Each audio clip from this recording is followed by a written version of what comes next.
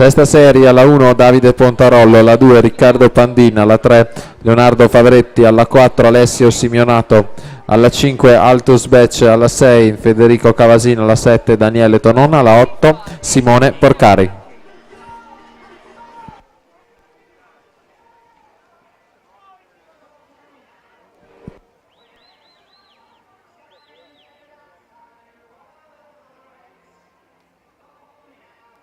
E siamo pronti anche per la premiazione 200 stile libero assolute. Consegna sempre le medaglie il presidente della società di casa Natorium Treviso, Vincenzo De Sio. Medaglia di bronzo, bronze medal, goes to Rebecca Meder, 2,7,83.